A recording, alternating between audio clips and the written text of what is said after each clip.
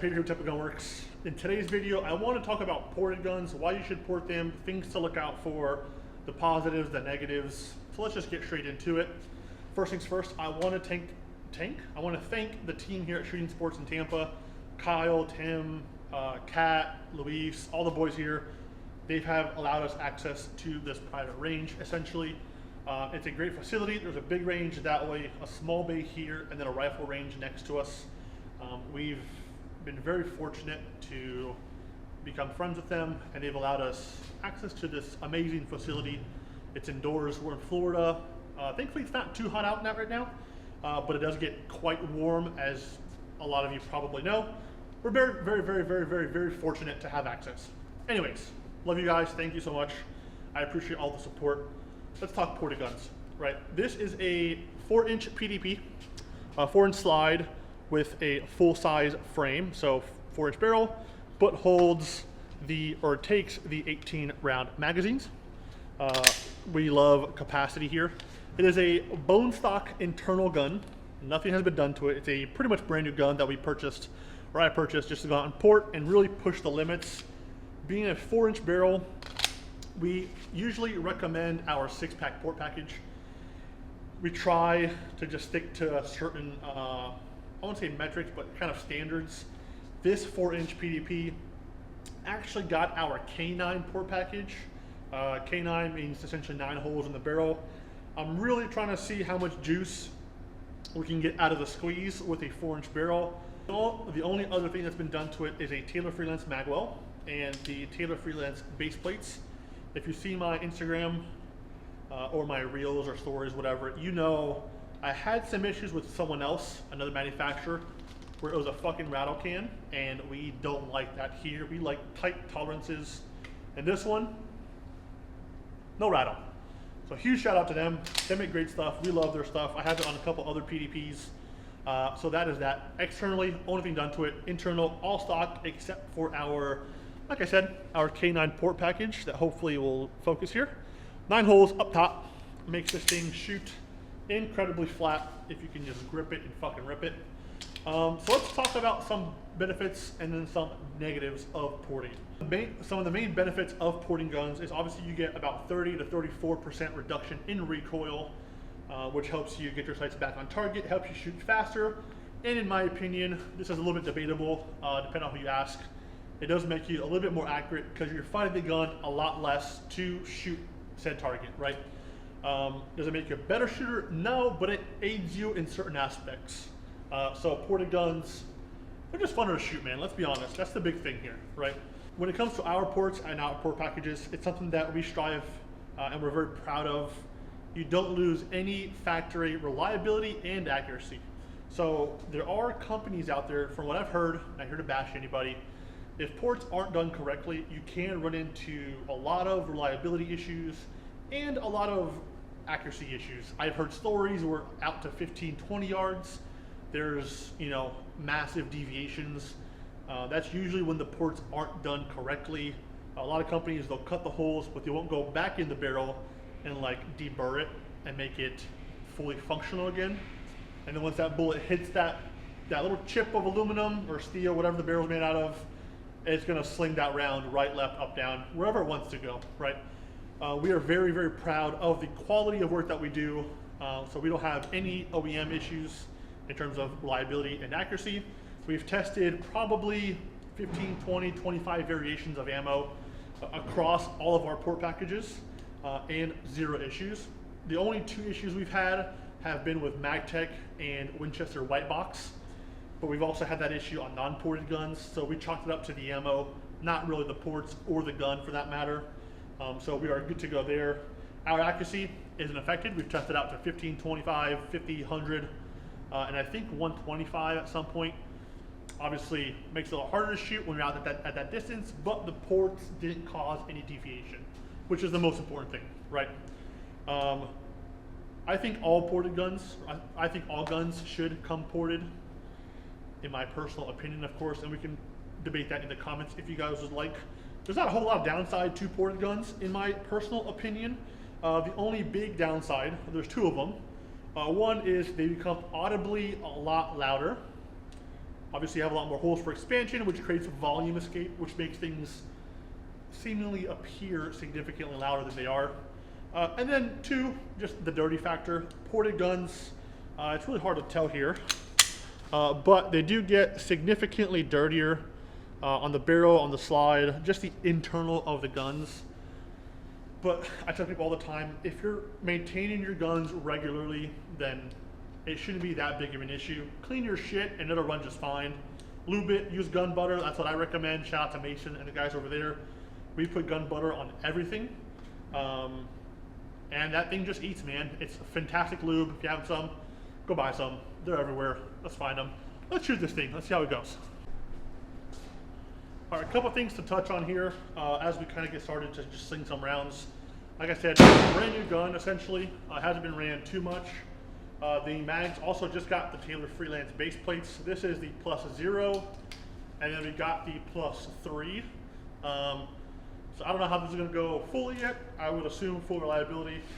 If there is any issues, it will be most likely due to the mag extension on the +3. So let's just throw some rounds here and see how it goes.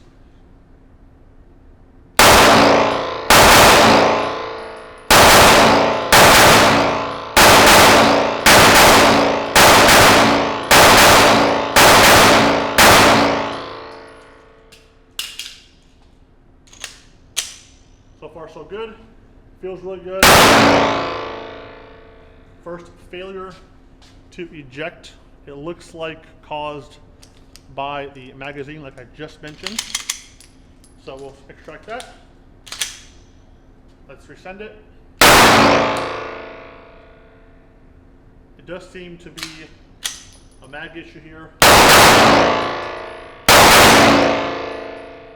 Look at that, another failure to extract, actually a stovepipe here. So that's actually the first time that's happened. Not a big deal. Again, we're still kind of testing all this stuff. How it performs.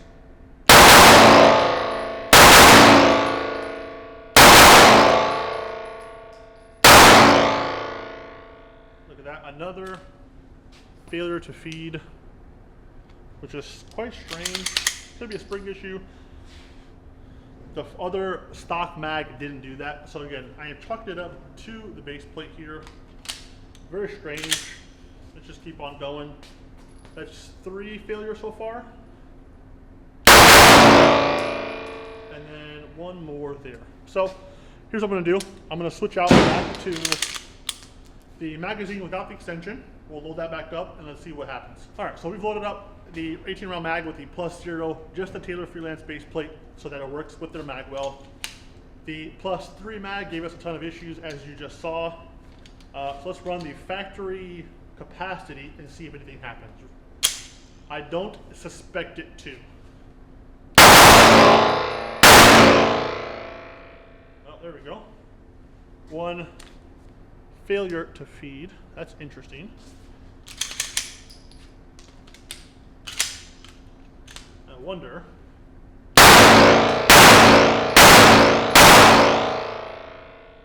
Another stovepipe. So here's what I'm thinking, right?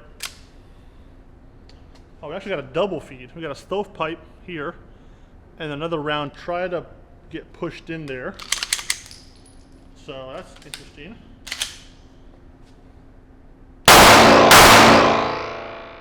Yeah, another stovepipe. Interesting.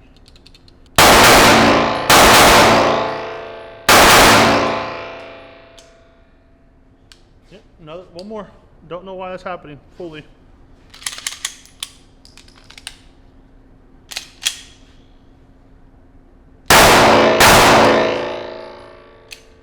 And then no lock back on that one. Very interesting. Starting to get kind of warm here. All right, so we're having a couple of failure to eject on the PDP. So just for testing, I'm gonna re-lube this thing. Give it a nice fat coating of gun butter. If you're not using gun butter, go get you some. They make some of the best lube on the market, in our opinion, if not the best. So apply a nice thick coating of that, kind of all over here, just to get nice and smooth. This thing is starting to get quite warm.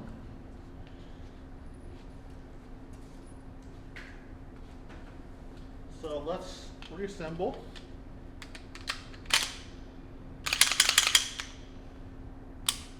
And see if that makes a difference. We are shooting the factory capacity 18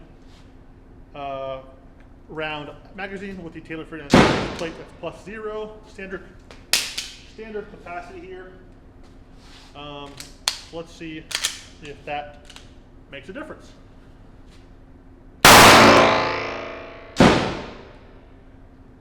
So that one, actually, let me take the mag out here to show you, didn't even eject the round. So I am wondering if it's just having extraction issues. That one extracted. That one extracted. That one extracted.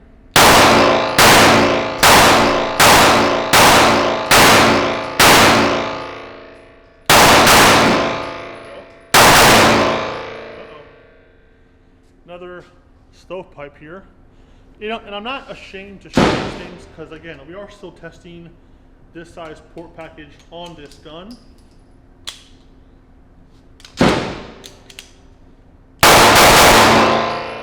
Lock back, right? Things are in motion.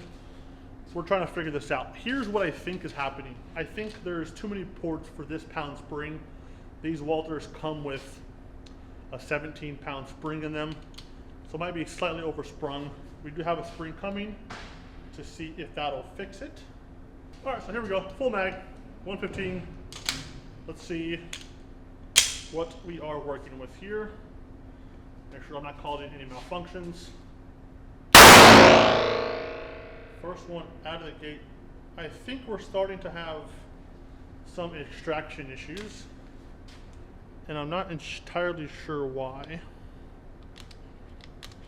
Because it's grabbing the casing, but it's also not grabbing the casing. See what I'm saying?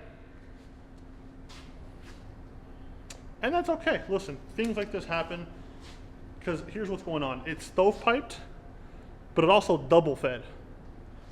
So it's not a port related issue. I think, I'm not entirely sure. Actually, what's going on? See, I think it's having extraction issues, which is unfortunate, but we will figure that out. Let's see if we can't run through the rest of this mag. Every single round, it is not extracting, which is very, very strange. Usually these things are pretty reliable. It just jammed again. With the battery. Another one. So, very strange. Very, very, very strange. You know, things like this happen, and I'm not ashamed to show when we do have issues for a couple reasons, but mainly because it shows that we're testing stuff. It shows that we're trying to push the limits. I don't believe it is a port issue. I think either the extractor isn't doing its job, or it might just be oversprung at this point with the 9 holes. It could need a slightly lighter spring, which is totally fine. We have one coming anyways. So let's see if we can't run a mag through it. I relubed everything, give it a little bit of cleaning. Let's find out, shall we? This is the Taylor Freelance +3 base plate on here, just for your reference. So let's see if we can't get this thing to run.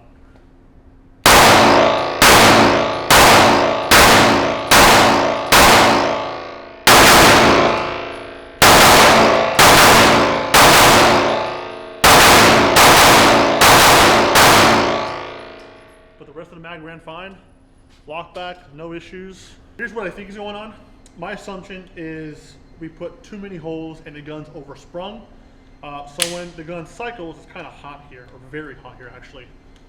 I can't really touch it. When the gun cycles, the spring is too powerful.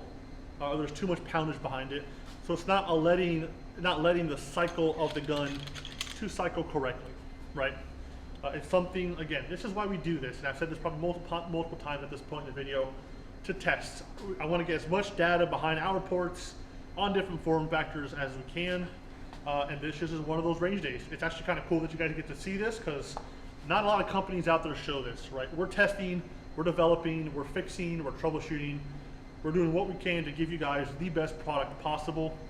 So what we're gonna do, I have a ZR spring getting here tomorrow actually, a 15 pound, which is 3 pounds lighter than the stock Walther spring. So we're gonna drop that 15-pound spring in here, which should help with the cycling of the gun, should resolve most, if not all, of the issues. And then we'll come back and do a recap video to see if it did fix it.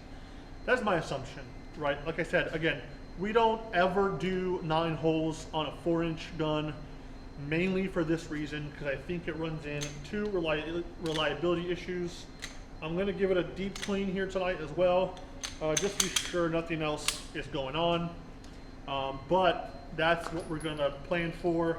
I'll drop it in, we'll do a part 2 of this video, and then show you the troubleshooting process, right? Again, not a lot of people show this stuff. Everyone's perfect for social media. This is what actually goes on when you're testing stuff. Again, not everything's perfect, and that's totally fine. I'm gonna go ahead and just wrap up the video here. I'm gonna head home, drop those parts in, put an optic on this thing, and then we'll be back for part 2.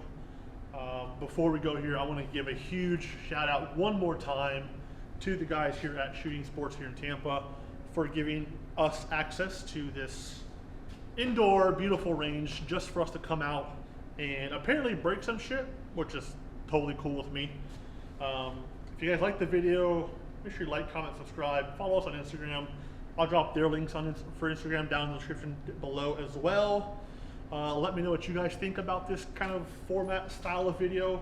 Do you want to see more of this? Do you want to see some training stuff? Now that we have access or ease of access to something like this where we can come in and really get down and dirty. Thanks for watching. Make sure you like, comment, subscribe, and I'll catch you in the part 2. Peace.